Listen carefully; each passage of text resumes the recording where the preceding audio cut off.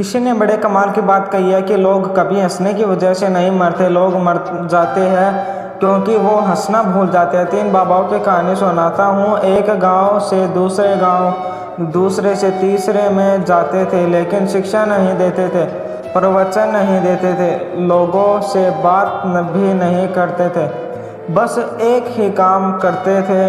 गांव के बीचों बीच खड़े हो जाते हैं चौराहे पर और जोर जोर से हंसने लगते। उनको हंसता हुआ देखकर के 5-10 लोग इकट्ठे हो जाते थे। फिर भीड़ होती थी तो और लोग आ जाते और ये हंसते ही रहते थे, पूरे कॉन्संट्रेशन के साथ, डेडिकेशन के साथ, तल्लीनता से हंसते थे।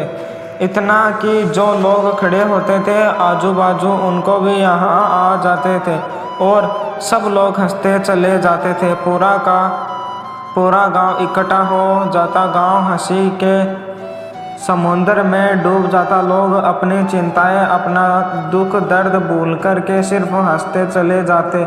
एक गांव में ऐसा करते हैं, फिर दूसरे में जाते, तीसरे में जाते, इशारों में भोजन के लिए बता देते थे कि भूख लगी है, बाकी कोई और काम नहीं, कोई और बात न। इसी तरीके से अपना जीवन बिता रहे थे। लोग इनसे कभी इनका नाम पूछ लेते थे तो और जोर से हंसने लगते थे, तो लोगों ने इनको हंसने वाले बाबा ऐसा नाम दे दिया। तीनों हंसने वाले बाबा पूरा जीवन ऐसे ही बिताया है, लेकिन कहते हैं कि जीवन में अंतिम समय तो आ ही जाता है, वो लास्ट मोमेंट तो आ ही जाता है जब आपको जाना है दुनिया छोड़ के।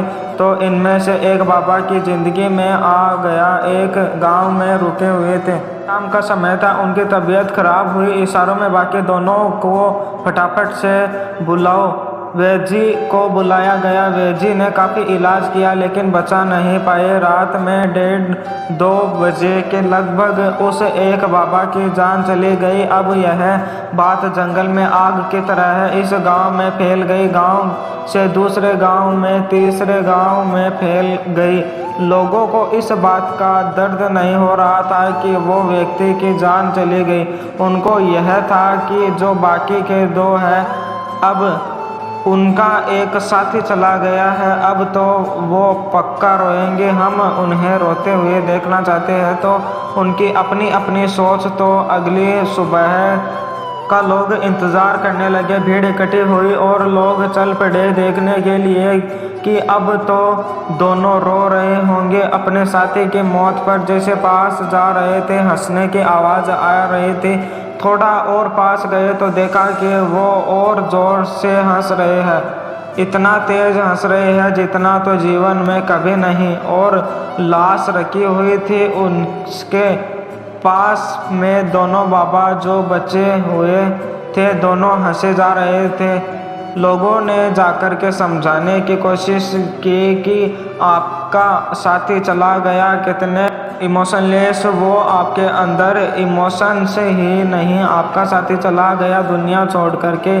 कम से कम आज तो मत हंसो, आज तो थोड़ा रो लो।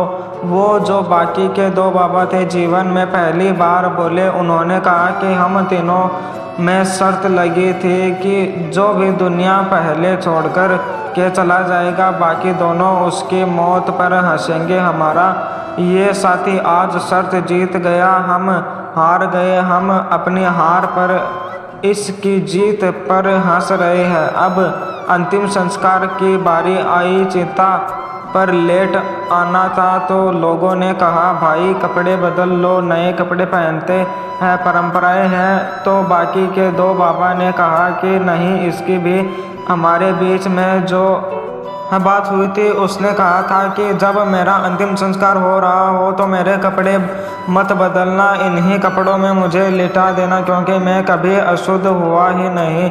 इतना हंसा जीवन में कि अशुद्धि मुझ पर जमी ही नहीं। छोटी सी कहानी जिसका सार सिर्फ यह है कि जीवन में हंसते चलिए। हम में से बहुत सारे लोग हंसना भूल चुके हैं, इतना टेंशन में रहते हैं, इतना स्ट्रेस पाल रखा है कि मुस्कुराना भूल गए। इस दुनिया में ईश्वर ने हम मनुष्यों को एक गुण दिया है कि हम हंस सकते हैं, मुस्कुराहट फैला सकते हैं, मुस्कान बांट सकते हैं, लेकिन हम उसी गुण को भूलते जा रहे हैं। एक बार फिर से वही बात जो अक्सर कहता हूँ, ऊपर वाले के आशीर्वाद अपनी मेहनत और अपनों के प्यार के साथ कर दिखाओ कुछ ऐसा कि दुनिया करना चाहे आपके जैसा। वीडियो अच्छा लगा हो तो लाइक करें, सब्सक्राइब करें और अपने दोस्तों में शेयर करें।